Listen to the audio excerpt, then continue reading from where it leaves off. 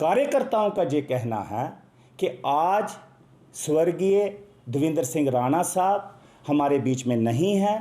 हमने उनके लिए घर घर जाके कमल का फूल खिलाया और 48,000 वोट कमल के फूल पे दलवाया।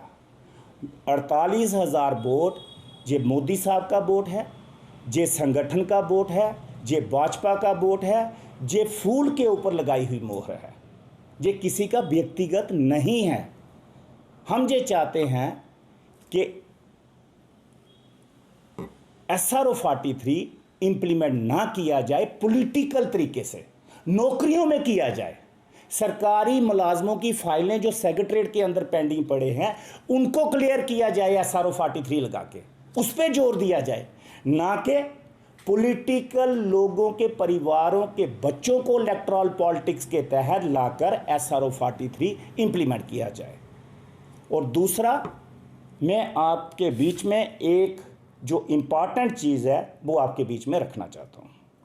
आप खुद देखिएगा, ये स्वर्गीय हमारे बड़े भाई देवेंद्र सिंह राणा साहब हैं, मैं साथ में हूँ, और साथ ही साथ इसमें ऑनरेबल लेजिस्लेचर पूर्व मंत्री श्यामलाल शर्मा जी भी हैं।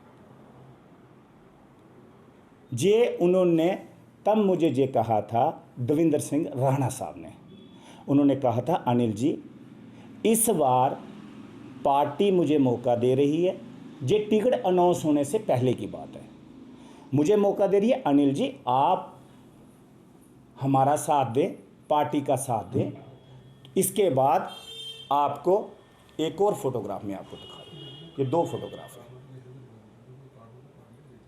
और इसके बाद चाहे 6 महीने के बाद इलेक्शन आए, चाहे साल के बाद इलेक्शन आए, चाहे 2 साल के बाद इलेक्शन आए, नगरोटा विधानसभा से अनिल जी आपको मौका दिया जाएगा। इस चीज़ के गवाह श्यामलाल शर्मा जी हैं। आप चाहें तो श्यामलाल शर्मा जी से पूछ भी सकते हैं।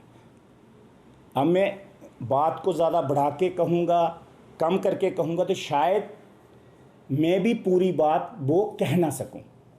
हर इंसान में जो होता है कि आज जो मैं बात कर रहा हूँ वो अगर मैंने 10 मिनट के बाद रिपीट करनी होगी तो ऐसी नहीं होगी, नहीं हो सकती है। तो इसलिए मैं ज़्यादा उसमें नहीं जाऊँगा, लेकिन श्यामलाल शर्मा जी इस चीज़ के गवाह हैं कि खुद स्वर्गीय देवेंद्र सिंह राणा साहब ने देवेंद्र सिंह राणा साहब के घर में ही बैठकर मुझे बुलाया, और श्यामलाल शर्मा जी के साथ मेरी बात हुई। मैंने उनको कहा आप भी वहाँ आ जाए तो बैठ के बात कर लेंगे। बैठ के बात हुई, उन्होंने कहा ये मौका 2024 वाला विधानसभा का भाजपा की तरफ से मुझे आशीर्वाद है, मुझे लड़ना है, अगला मौका आपको दिया जाएगा। मैं सिर्फ ये कहना चाहता हूँ कि शायद ये बात राष्ट्रीय अध्यक्ष जी को नहीं पता होगी, इस चीज़ का मुझे मालूम है। ये बात राष्ट्रीय संगठन मंत्री जी को नहीं पता होगी, ये इस चीज़ का मुझे मालूम है। ये बात सच शर्मा जी को भी नहीं पता होगा, ये भी मुझे मालूम है। ये बात अशोक ओल जी को भी नहीं पता होगी, ये भी मुझे मालूम है, क्योंकि इस चीज़ का मैंने कभी बखान किया ही नहीं, मैंने कभी कहा ही नहीं। लेकिन आज जितने भी नगरोटा विधानसभा के कार्यकर्ता हैं भाजपा के साथ जुड़े हुए, या जम्मू कश्मीर के अंदर जितने भी कार्यकर्ता हैं भाजपा के साथ जुड़े हुए, वो मुझे कह रहे हैं इंटरनली, अब मैं उनका नाम नहीं लूँगा, वो कह रहे हैं अनिल जी आज नगरोटा के अंदर आपका गला कट रहा है, कल को हमारे सिर पे जो बीजेपी का एमएलए बैठा है, कल को वो एमपी बन जाएगा या राजनीति छोड़ेगा तो अपने बच्चे को ले आएगा, वहाँ पे भी SRO 43 इम्प्लीमेंट हो जाएगा। तो इसलिए आप आज आवाज़ उठाएं ताकि ये आवाज़ जम्मू से लेके दिल्ली तक जाए। हम ये चाहते हैं कि जगह जगह कमल का फूल खिले। हम ये चाहते हैं कि भारतीय जनता पार्टी की तरफ से जो 3 राज्यसभा मेंबरों के नॉमिनेशन फाइल हुए हैं तीनों जीते। हम ये चाहते हैं कि नगरोटा और बडगाम की सीट जो लेजिस्लेचर की जो विधायकी अभी होने वाली है इलेक्शन, उसमें भाजपा बडगाम में भी जीते और नगरोटा में भी जीते।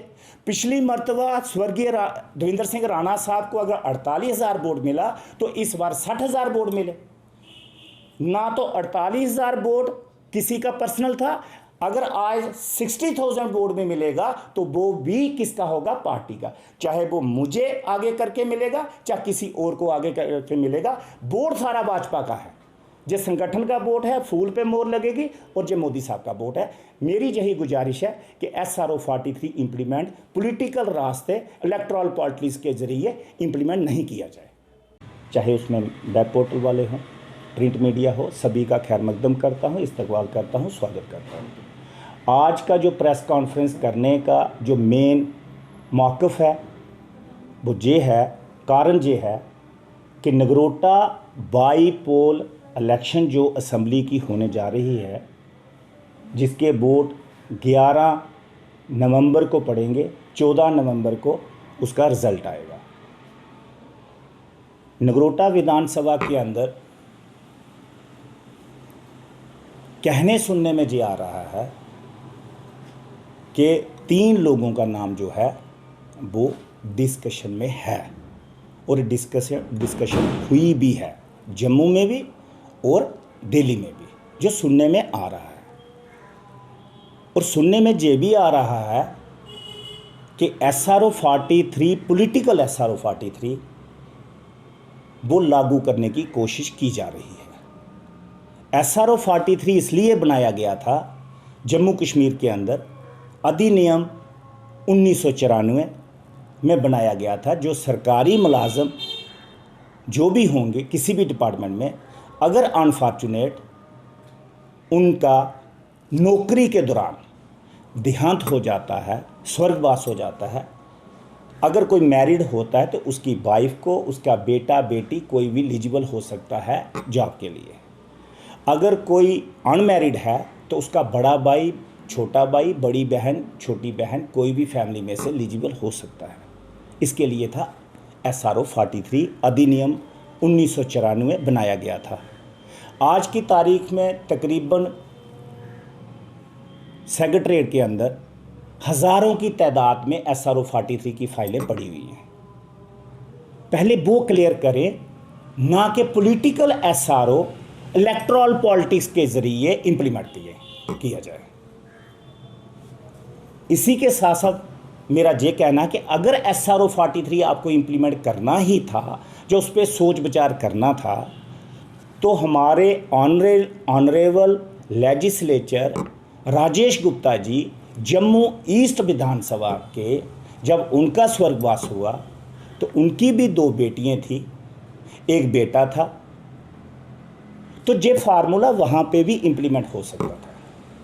वो मैं इसलिए कह रहा हूँ कि राजेश गुप्ता जी का जन्म भी समझ लीजिए कि संगठन में भारतीय जनता पार्टी में हुआ और स्वर्गवास भी भारतीय जनता पार्टी में हुआ। वो ना तो दाएंगे ना बाएंगे, ना दाएं से बीजेपी में आए ना बाएं से बीजेपी में आए। अगर उनकी फैमिली के ऊपर SRO 43 इम्प्लीमेंट नहीं हुआ तो हम भारतीय जनता पार्टी के कार्यकर्ता जब ग्राउंड में जाएंगे, शिद्दत से काम करेंगे, क्या हमारे लिबास पर, हमारे कपड़ों पे लोग छींटे फेंकेंगे ना। तो मेरी ये अपील, गुजारिश, प्रार्थना राष्ट्रीय अध्यक्ष JP नड्डा साहब से है। मेरी प्रार्थना राष्ट्रीय संगठन मंत्री रामलाल जी से है। मेरी ये प्रार्थना हमारे प्रदेश के अध्यक्ष सत शर्मा जी से है। मेरी ये प्रार्थना प्रदेश के संगठन मंत्री अशोक कूल जी से है। हम भारतीय जनता पार्टी के साथ खड़े हैं। नगरोटा भारतीय जनता पार्टी का गढ़ है, मोदी साहब का गढ़ है, फूल वहाँ पे घर घर में हैं।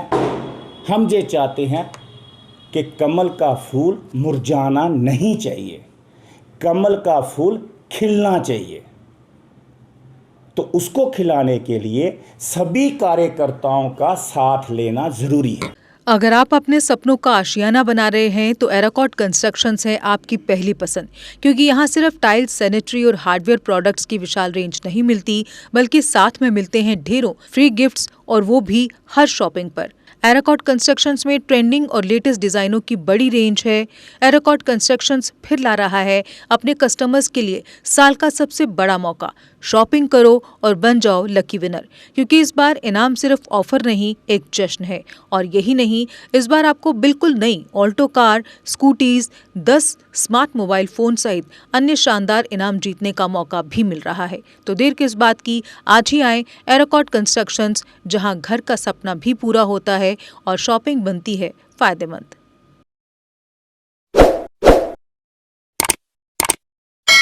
जम्मू कश्मीर की खबरों के लिए जुड़े रहिए JK अपडेट के साथ।